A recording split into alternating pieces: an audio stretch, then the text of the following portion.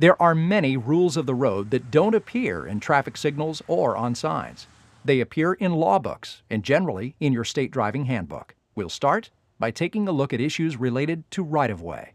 The first, and perhaps most important rule is, a driver can never take the right-of-way.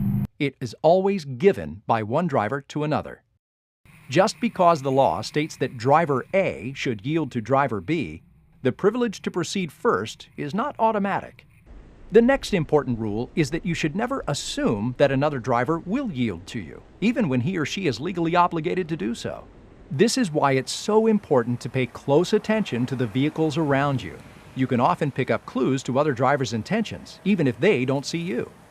If you're going to assume something about another driver, assume the other driver is completely unaware of your presence and will take the action that puts you at the most risk. If you have already anticipated a driver's worst move and developed a plan to deal with it, you have prepared well. There are some basic rules covering who must yield the right-of-way to whom. When it comes to pedestrians, the consequences of a right-of-way failure can be really serious. Unlike occupants in motor vehicles, they have no protection against injury. They're totally exposed. Naturally, drivers should avoid colliding with pedestrians under any circumstances. Vehicles must always yield to pedestrians who are legally crossing the street. Cars driving over crosswalks must yield to pedestrians on the crosswalk or sidewalks. Vehicles turning left must yield to oncoming cars going straight ahead. The car behind must yield to the car ahead, regardless of how quickly it stops. Vehicles entering or crossing a main road must yield to cars already traveling on it. Cars entering a traffic circle must yield to cars already driving in the circle. Vehicles may not enter an intersection unless they can clear it or drive all the way through without stopping. It's illegal to block an intersection, even if the light was green when you entered it. That's what causes gridlock.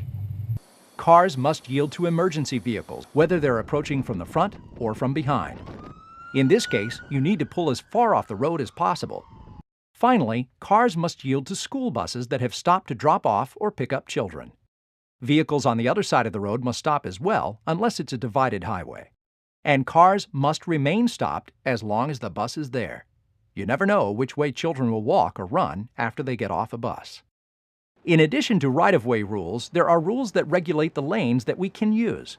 If you have to stop, you must pull out of the travel lane. When you're on roads with more than one lane, you should drive in the right lane and save the left lane for passing. When there are 3 lanes, the center lane is generally best for driving straight through. Smooth travel in the right lane may be interrupted by cars entering or exiting the road. When turning corners, there is one basic rule for lanes. Start from the lane closest to the direction you want to go and turn into the lane closest to where you came from. For example, if there are 2 left turn lanes and you start the turn from the inside lane, you must remain in the inside lane. If you start the turn from the outside lane, you must stay in that lane. Likewise, if there are multiple right turn lanes, you must turn into the lane you originated from and not cross into adjacent lanes. Whichever way you turn, do not switch lanes in the middle of a turn. Other vehicles are nearby, and you may collide with them. Whoever has the last clear chance to avoid a collision has an obligation to do so.